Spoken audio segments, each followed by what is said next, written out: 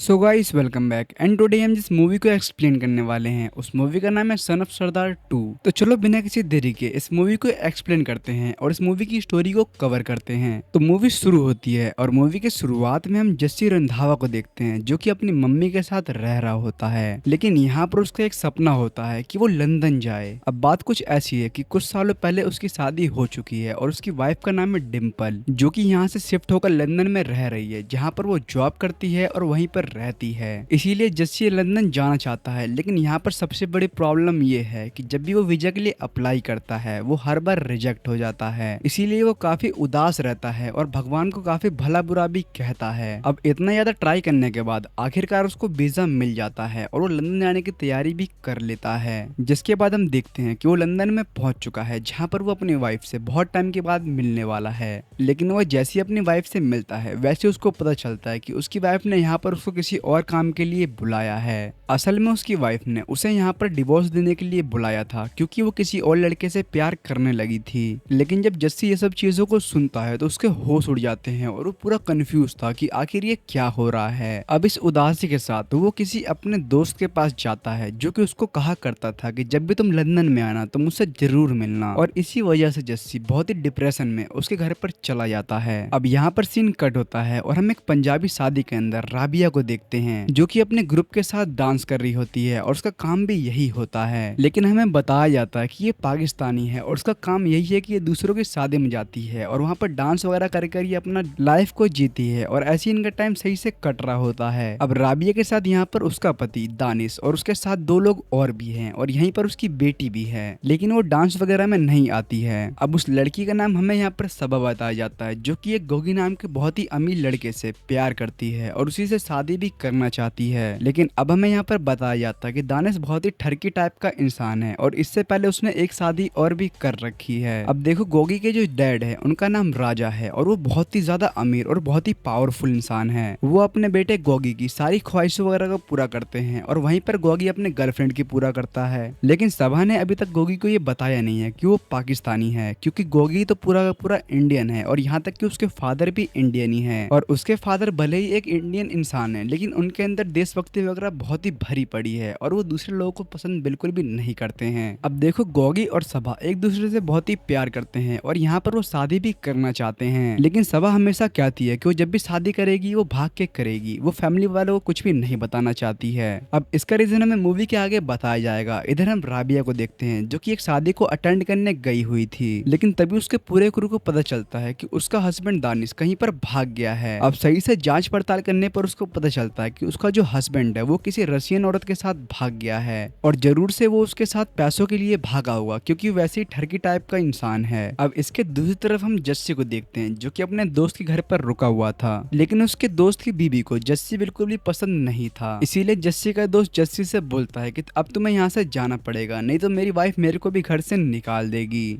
उसका दोस्त जाने से पहले बोलता है कि तुम्हें एक लॉयर को हायर करना चाहिए ताकि तुम्हारी वाइफ सारी की सारी प्रॉपर्टी हजम ना कर ले, क्योंकि यहाँ पर ये बहुत ही कॉमन है कि कोई किसी से शादी कर लेता है और उसके बाद उसकी सारी जायदाद को हड़प लेता है। अब जस्सी इन सभी चीजों को सुनता है तो वो और भी उदास हो जाता है क्योंकि उसके पास कहीं जाने का रास्ता बिल्कुल भी नहीं था और ना ही उसके पास इतने पैसे थे कि वो होटल में रुक सकता था। अब इधर राबिया दानिश के जाने से बहुत ही उदास थी और उसको ये सोच रही थी कि आखिर उसके अंदर क्या कमी है जो कि दानिश ने उसको छोड़कर चला गया। इसीलिए वो डिसाइड करती है कि वो भी एक लड़के को पटाएगी। और इधर हम जस्सी को देखते हैं जो कि एक लॉयर को हायर करता है और एक कैफे के अंदर बुलाता है। इधर जस्सी और काव्या एक दूसरे से टकरा जाते हैं जहाँ पर इनको लगता है कि ये दोनों आपस में मिले हुए हैं। यहाँ पर जस्सी को लग रहा था कि काव्या वो लॉयर है जिसको उसने यहाँ पर बुलाया था और वहीं काव्या को लग रहा था कि ये वही लड़का है जिसने यहाँ पर उसको मिलने के लिए बुलाया है। अब जस्सी राबिया से उसके वकालत के रेट पूछ रहा था, लेकिन राबिया को कुछ और लगता है और इसी वजह से वो बहुत ही गुस्सा हो जाती है और उसके हाथ में चाकू को घुसा देती है। यहाँ पर इन दोनों के बीच में कंफ्यूजन हो गई थी और इसी वजह से यहाँ पर बहुत ही बड़ा बवाल भी हो चुका था। अब जस्सी के हाथ से बहुत ही ज्यादा खून बह रहा था, इसीलिए काव्या उसको अपने घर पर लेकर जाती है जहाँ पर इन दोनों की गलतफहमी दूर होती है और ये दोनों एक दूसरे से माफी भी मांगते हैं। अब देखो जस्सी एक घर को ढूंढ रहा है जहाँ पर वो रह सके और वहीं काव्या अपने घर को रेंट पर देना चाहती है और इसी वजह से जस्सी उसके घर पे ही रहने लगता है जहाँ पर वो सभी लोगों से मिलता है। अब जस्सी को यहाँ पर ये तो पता चल चुका था कि ये मुसलमान है, लेकिन उसको यहाँ पर ये पता नहीं था कि ये लोग पाकिस्तानी भी हैं। अब इधर हम सबा और गोगी को देखते हैं जो कि एक दूसरे से शादी के बारे में बात कर रहे थे, लेकिन फिर से यहाँ पर सबा भागने के बारे में कह रही थी, जिस पर गॉगी बोलता कि हमें शादी को धूमधाम से करना चाहिए। लेकिन सबा उससे बोलती है कि उसके डैड बहुत ही खतरनाक है, वो पंजाबी हैं और वो कर्नल भी रह चुके हैं और वो इस शादी के लिए बिल्कुल भी नहीं मानेंगे। यहाँ पर वो उससे झूठ बोल रही थी ताकि वो यहाँ से इन दोनों के साथ भाग सके। लेकिन जब गॉगी इस चीज को सुनता है कि वो पंजाबी है और ऊपर से वो कर्नल भी है, तो वो बहुत ही खुश हो जाता है। अब गॉगी उससे साफ साफ कुछ नहीं बोलता है, उससे सिर्फ बोलता है कि उसे उसके डैडी से बात करनी है। अब यहाँ पर ये प्रॉब्लम हो गई थी कि उसके डैड तो यहाँ पर है नहीं और ना ही वो कर्नल है और ना ही वो पंजाबी हैं, तो आखिर वो उसकी बात कराए तो कराए किससे। तभी उसको आइडिया आता है कि यहाँ पर जस्सी बिल्कुल परफेक्ट इंसान है। अब इसके बाद सबा और राबिया मिलकर उसको मनाने की कोशिश करते हैं कि वो उसके डैड बनकर कुछ देर तक उससे बात कर ले, लेकिन वो ये काम करने को बिल्कुल भी राजी नहीं था, जिस पर वो बोलते हैं कि सिर्फ 2 मिनट वीडियो कॉल पर ही तुम्हें बात करनी है। अब जस्सी इस बारे में मान जाता है कि वो सिर्फ 2 मिनट ही उससे बात करेगा, जहाँ पर वो वीडियो कॉल पर सबा ने जो भी लिख कर दिया था वो सीधा सीधा बोलकर वहीं पर फोन को काट देता है, जिससे कि लगे कि वो बहुत ही स्ट्रिक्ट और गुस्से वाला है। इस वजह से उसकी शादी यहाँ पर ना हो पाए और ये दोनों भागकर शादी कर सके। लेकिन अब गॉगी सबा से बोलता है कि अगर तुमने मुझे पहले बता दिया होता कि तुम्हारे फादर एक पाजी हैं और ऊपर से कर्नल भी रह चुके हैं, तो इन सभी चीजों की प्रॉब्लम कभी होती ही नहीं। ये बोलकर वो फोन को काट देता है। फिर वो अपने डैड के पास जाता है और उनको सारी चीजों को बताता है कि वो एक लड़की से प्यार करता है जिसके डैड पंजाबी हैं और ऊपर से कर्नल भी हो चुके हैं। अब यहाँ पर गॉगी के डैड राजा एक बहुत ही बड़े देशभक्त हैं और उनको पंजाबी आदमी बहुत ही पसंद आते हैं, इसीलिए वो सीधा सबा के घर पर पहुंच जाते हैं ताकि वो शादी की बात कर सके। अब सबा के घर पर जैसे ही वो पहुंचते हैं, यहाँ पर सभी लोग पूरी तरीके से हैरान थे क्योंकि उसके डैड के साथ यहाँ पर 10-12 गार्ड्स आए पड़े थे जिनके हाथ में बंदूकें थी। अब जैसे ही पता चलता है कि उसके डैड घर पर आ चुके हैं, वैसे ही वो घबरा जाता है और यहाँ से जाने की कोशिश करता है। लेकिन राबिया और सबा उसको काफी समझाते हैं कि सिर्फ 2 घंटे की ही तो बात है, जिसके बाद हम तुम्हें कहीं दूर भेज देंगे, बस तुम इस बार हमारी हेल्प कर दो और एक कर्नल की तरह उससे बात करो। अब इन सभी के इतने ज्यादा मनाने के बाद वो आखिरकार मान जाता है और वहाँ पर उससे बात करने के लिए आता है। लेकिन यहाँ पर आते ही उसके होश उड़ चुके थे क्योंकि 8-10 गार्ड तो यहाँ पर ऐसे ही खड़े थे जो इनके हाथों में बंदूकें भी थी और वहीं पर राजा बहुत ही खतरनाक भी लग रहा था। जस्सी के आने के साथ ही राजा उसको सैल्यूट करता है, लेकिन इसके रिप्लाई में जस्सी कुछ भी नहीं करता है। अब राजा और उसके लोग उससे बटालियन पूछते हैं, वो कहाँ पर पोस्टेड था, ये सभी चीजें उससे पूछते हैं, लेकिन यहाँ पर राजा उसको कुछ भी नहीं बताता है क्योंकि उसे इन सभी चीजों के बारे में बिल्कुल भी पता था ही नहीं। इसीलिए अब राजा को भी इसके ऊपर शक होने लगता है कि आखिर ये असली में कर्नल है भी या फिर नहीं, जिस पर वो गंभीर आवाज में उससे बोलता है कि अच्छा चलो ये सब तो ठीक है, तुम मुझे बॉर्डर के कुछ किस्से सुना दो। और ये सब चीजों को सुनकर वो बिल्कुल ही हैरान था और उसको तो कुछ पता नहीं था कि आखिर वो बोले तो बोले क्या। लेकिन अगर वो यहाँ पर कुछ भी नहीं बोलता तो बिल्कुल ही फंस जाता और यहाँ पर उसकी रेल भी बनने वाली थी। लेकिन तभी उसको बॉर्डर मूवी की याद आती है और वो अपने आप को सनी देओल समझकर सभी डायलॉग्स को वहां पर चिल्लाने लगता है। और बॉर्डर मूवी के अंदर हमने जो भी डायलॉग्स वगैरह को देखा है वो एक्यूरेट सभी चीजों को सेम टू सेम बताने लगता है कि यहाँ पर ये होता है, वहां पर वो होता है। अब जब उसकी पूरी कहानी खत्म होती है तो वहां पर राजा का एक आदमी बोलता है कि ये तो बॉर्डर मूवी का सीन है और जो भी तुमने डायलॉग्स को बोला है वो सभी तो बॉर्डर मूवी के अंदर पहले से ही बोला हुआ है और बिल्कुल ही सेम भी है। अब इस पर राजा गंभीर होकर सभी को रोकता है और बोलता है कि ऐसे ही हीरोज के ऊपर ये मूवीज बनाई जाती है और बॉर्डर मूवी भी जस्सी रंधावा की वजह से बनी होगी, इसीलिए सारे डायलॉग सेम है। और जस्सी भी अपनी जान बचाने के लिए यहाँ पर हामी बोल देता है कि हाँ वो सब मेरे ऊपर ही बनी हुई है। अब इसके बाद राजा बोलता है कि उसको ये शादी मंजूर है और इस शादी के अंदर उनको कोई भी 1 भी रुपए खर्चा करने की जरूरत नहीं है, यहाँ पर सारा का सारा खर्चा राजा ही करेगा और बस इनको उनके यहाँ पर आना पड़ेगा। और इनके जाने के बाद एक इंटरेस्टिंग चीज और होती है क्योंकि राजा कोई नॉर्मल जगह पर नहीं रहता था बल्कि एक अलग ही आइलैंड टाइप की जगह पर रहता था जहाँ पर ट्रेन वगैरह की कोई भी सुविधा नहीं थी। वहाँ पर आने और जाने के लिए सिर्फ प्लेन्स का ही यूज होता है। लेकिन यहाँ पर जस्सी को प्लेन से बहुत ही डर लगता था और वो उसके अंदर जाने को साफ साफ मना कर देता है। लेकिन इस बात पर राबिया उससे पूछती है कि आखिर तुम इंडिया से यहाँ पर आए कैसे, क्योंकि इंडिया से यहाँ पर आने के लिए भी तो प्लेन के अंदर बैठना ही पड़ता है। जिस पर वो कुछ देर चुप रहता है और फिर बोलता है कि उसका एक दोस्त था जिसने उसे फ्लाइट में चढ़ने से पहले अफीम को पिला दिया था, इसीलिए उसको कुछ भी याद नहीं था कि आखिर आखिर प्लेन के अंदर क्या हुआ था और वो यहाँ पर कैसे पहुंच गया। लेकिन अब एक नई प्रॉब्लम ये थी कि लंदन में अफीम मिलेगी तो मिलेगी कहाँ। तभी इन सभी को एक आइडिया आता है, किसी जगह पे कोई फूल को चढ़ाया जाता था और जिस फूल को लोग चढ़ाते थे वो असल में अफीम का ही पौधा था। इसीलिए ये सब जुगाड़ लगाते हैं और उस पौधे को कहीं से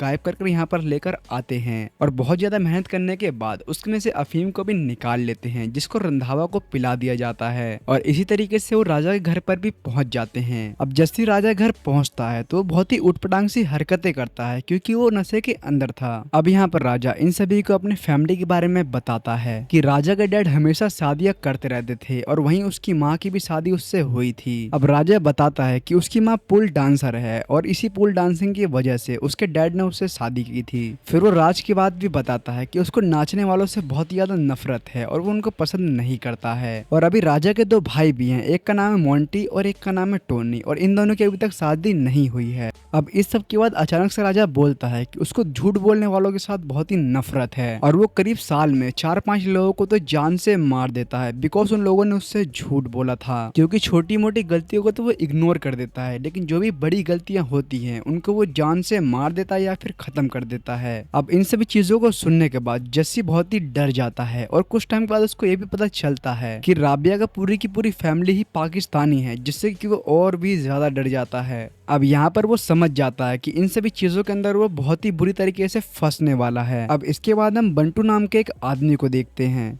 जो 2 और आदमियों के साथ यहाँ पर आए हुए थे। इनको जब मालूम चलता है कि राबिया की फैमिली नाचने वाली है तो वो सुनकर यहाँ पर आया था और बंटू चाहता है कि गोगी की शादी किसी भी कीमत पर राबिया की फैमिली के साथ ना हो, इसीलिए वो यहाँ पर आया है। अब बंटी कौन है, क्या है, इसके बारे में आपको मूवी के आगे पता चलेगा। अब यहाँ पर सीन कट होता है और हम राबिया को देखते हैं जो कि जस्सी को बोलती है कि तुम अभी नशे में हो, इसीलिए तुम घर से बाहर मत निकलना। I mean, तुम रूम से बाहर नहीं निकलना, नहीं तो तुम कोई ना कोई तरीके की प्रॉब्लम को खड़ी कर दोगे। पर राबिया के जाने के बाद जस्सी नहीं मानता है और वो रूम से बाहर निकलकर सीधा पहुंचता है राजा की माँ के पास। अब यहाँ पर उनकी उम्र हो चुकी थी, जिस पर वो उनसे बोलता है कि क्या आप इस उम्र में भी डांस कर सकती हो। अब ये सुनते ही राजा की माँ के अंदर पता नहीं कौन सा भूत आ जाता है और वो बोलते हैं कि मैं तुम्हें अब डांस करके दिखाऊंगी। अब वो पूल डांस करने लगती है और यहाँ पर जस्सी बिल्कुल आंखें फाड़ कर उसको देख रहा था क्योंकि उसके गाँव में आज तक किसी ने कभी भी लाइव डांस नहीं देखा था। वो बहुत ही गौर से उनको देख रहा था, तभी वो किसी तरीके से गिर जाती हैं क्योंकि उनका शरीर फोल्ड था, इसीलिए गिरने की वजह से वहीं पर उनकी तुरंत ही मौत हो जाती है, जिसको देखकर जस्सी की लिटरली फट जाती है और वो यहाँ से भागने की कोशिश करता है और भाग के बाहर चला जाता है। लेकिन किसी तरीके से राबिया और उसके लोग उसको पकड़ते हैं और उसको समझाते हैं कि तुम्हारी वजह से उसकी माँ की मौत नहीं हुई है, वो तो एक एक्सीडेंट था और उसमें तुम्हारी कोई भी गलती नहीं है। लेकिन वो अभी भी नहीं मान रहा था, वो यहाँ से जाने की कोशिश कर रहा था, जिस पर राबिया उसको एक सच बताती है कि असल में दानिश की शादी राबिया की बड़ी बहन के साथ हुई थी, लेकिन कुछ टाइम के बाद ही उसकी बड़ी बहन की मौत हो जाती है, जिसके बाद उसकी शादी राबिया से होती है।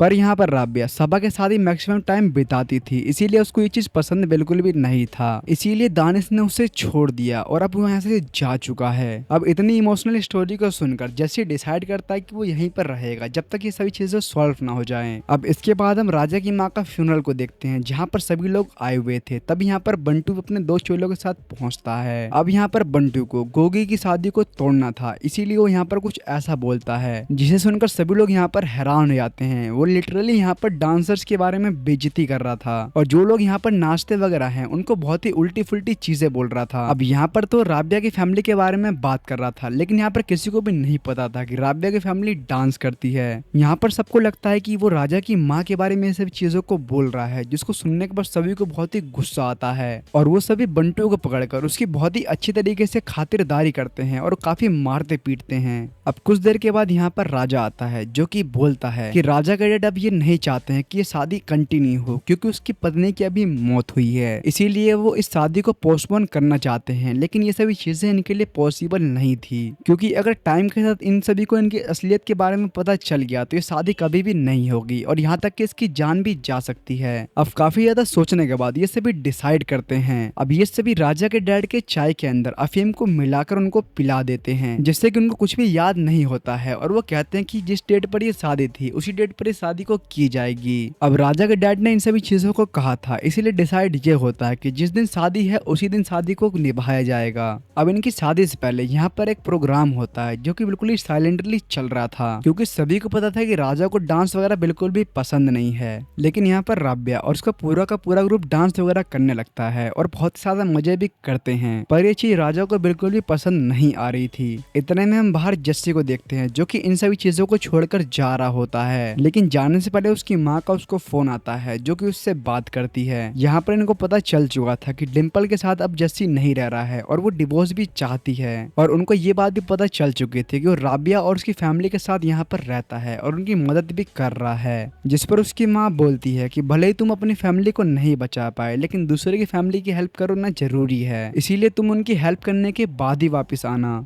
अब इधर हम दूसरी तरफ राजा को देखते हैं जो कि राबिया और उसकी पूरी फैमिली पर चिल्ला रहा होता है क्योंकि वो डांस कर रहे थे। तभी यहाँ पर जस्सी आता है और इन सभी चीजों को कंट्रोल करते हुए बोलता है कि बिना नाच गाने के कोई भी प्रोग्राम कैसे हो सकता है, क्योंकि नाचने गाने से ही लोग अपने खुशियों को सेलिब्रेट कर पाते हैं। और भी काफी सारी चीजें बोलता है जिसको सुनकर राजा बिल्कुल ही चुप हो जाता है। फिर वो सभा के पास जाता है और उसको बोलता है कि वो यहाँ से जाने वाला था, लेकिन किसी वजह से वो रुक चुका है और अब वो सभा की शादी करवाने के बाद ही यहाँ से जाएगा। अब ये सभी चीजों को सुनने के बाद राबिया भी उससे काफी इम्प्रेस हो जाती है। अब इसी के साथ यहाँ पर सीन कट होता है और हम राजा को देखते हैं जो कि अपनी शूटिंग की प्रैक्टिस कर रहा था। तभी यहाँ पर जस्सी भी आ जाता है जिसको देखकर राजा उसको अपने पास बुलाता है और एक गन को देकर उसे शूट करने के लिए बोलता है, क्योंकि वो कर्नल था इसीलिए उसको गन चलाना तो आता ही होगा। लेकिन जस्सी का एम तो बहुत ही बुरी तरीके से मिस हो जाता है, जिसको देखकर यहाँ पर राजा को उसके ऊपर शक होने लगता है। अब इस चीज को देखकर जस्सी उससे बोलता है कि मैं छोटी मोटी गन्स को नहीं चलाता हूँ, मेरे लिए टैंक बहुत ही अच्छी चीज है और इन छोटी मोटी गन्स वगैरह को चलाए हुए उसे बहुत ज्यादा टाइम हो चुका है और उसको गन चलाना पसंद भी नहीं है। वो टैंक, तोप, इन सभी चीजों को ही चलाना पसंद करता है। अब ये सभी चीजों को बोलने के बाद जस्सी को ये लगता है कि सभी चीजें उसके कंट्रोल में है और यहाँ पर अब कोई टैंक तो लेकर आने वाला नहीं है। लेकिन तभी दूसरे ही पल राजा यहाँ पर टैंक को मंगवा देता है जो कि उसके गराज में खड़ी थी। अब क्योंकि उसने टैंक वगैरह के बारे में बात की थी इसीलिए वो टैंक के अंदर जाता है, पर यहाँ पर उसका पोपट हो चुका था। उसको बिल्कुल भी आइडिया नहीं था कि आखिर टैंक स्टार्ट भी कैसे होता है, और स्टार्ट भी करने के लिए वो गूगल वगैरह का यूज करता है और गूगल पर सर्च करता है कि आखिर टैंक को कैसे स्टार्ट कर सकते हैं। अब गूगल पर देखकर वो टैंक को तो स्टार्ट कर देता है, लेकिन उसको टैंक को बंद करना नहीं आता था, इसीलिए वो आसपास फायरिंग को करने लगता है जिससे कि बहुत ज्यादा तबाही मचने लगती है।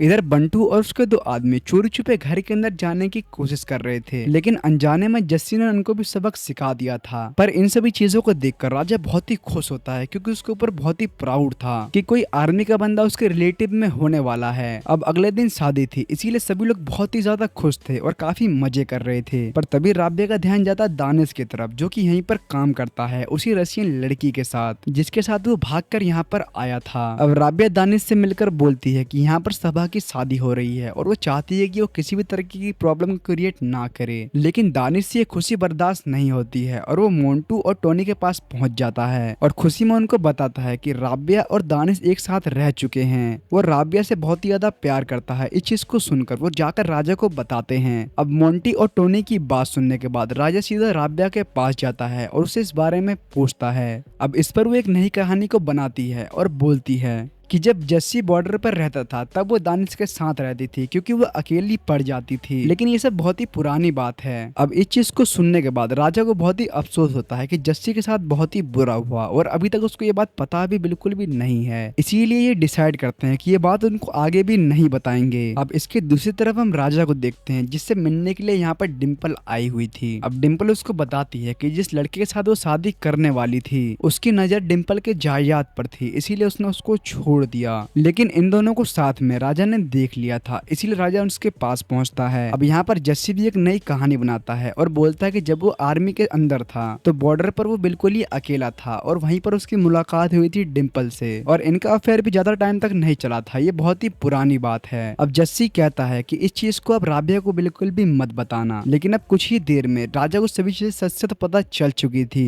कि सभा जस्सी की बेटी नहीं है और जस्सी पंजाबी है, पर राबिया पंजाबी बिल्कुल बिल्कुल भी नहीं है, वो तो मुस्लिम है और यहाँ तक कि वो लोगों की पार्टी में जाकर डांस भी करते हैं, और इससे भी बुरा कि वो पाकिस्तानी है। इन सभी चीजों को सुनने के बाद वो बहुत ही ज्यादा गुस्सा हो जाता है और सभी के सामने कहता है कि ये शादी नहीं हो सकती है। तब यहाँ पर बंटू की भी एंट्री होती है और वो भी यही सेम चीज बोलता है। अब राजा उससे बोलता है कि आखिर तू कौन होता है बोलने वाला कि ये शादी होगी या नहीं होगी, जिस पर बंटू बोलता है कि गोगी उसी का लड़का है। असल में राजा की बीबी और बंटू बहुत ही पहले एक साथ थे और गोगी उन्हीं दोनों का बेटा है, लेकिन अब उसे राजा की वाइफ या राजा से कोई भी मतलब नहीं है। वो चाहता है कि इन नाचने वालों के साथ उसकी बेटे की शादी ना हो। अब इसे सुनने के बाद राजा की बीबी भी बोलती है कि ये बहुत ही पुरानी बात है और इसके लिए वो बहुत ही ज्यादा शर्मिंदा है। अब इन सभी चीजों को सुनने और समझने के बाद राजा डिसाइड करता है और सभी को माफ कर देता है, और तो और वो यहाँ पर गोगी और सभा की शादी के लिए भी राजी हो जाता है। अब इनकी शादी के बाद हम देखते हैं कि आखिर जस्सी किसके साथ जाएगा, राबिया के साथ या फिर डिम्पल के साथ। अब किसी वजह से डिम्पल बेहोश हो जाती है और उसकी हालत खराब हो जाती है, जिसको देखकर बहुत ही तेजी में जस्सी उसको डॉक्टर के पास लेकर जाता है। अब इस चीज को देखकर राबिया समझती है कि उसने डिम्पल को डिसाइड किया है और वो डिम्पल के साथ ही रहने वाला है। पर यहाँ पर जस्सी उसको हॉस्पिटल में छोड़कर बहुत ही तेजी से राबिया के पास आता है, जहाँ पर वो राबिया को प्रपोज करता है और कहता है कि क्या वो उसके साथ शादी करना चाहेगी, जिस पर वो शादी के लिए हाँ बोल देती है। और यही दिखाते हुए इस मूवी का यहीं पर एंड हो जाता है। और अगर आपको ये मूवी पसंद आई तो आप इस वीडियो को लाइक करके चैनल को सब्सक्राइब कर देना। और इससे पहले हमने सैयारा, कनप्पा, सुपरमैन जैसी बहुत सारी मूवीज को भी एक्सप्लेन कर रखा है, जिनमें से टॉप की मूवीज आपके स्क्रीन पर शो कर रही होगी, जिस पर टैप करके आप इस वीडियो को देख सकते हो।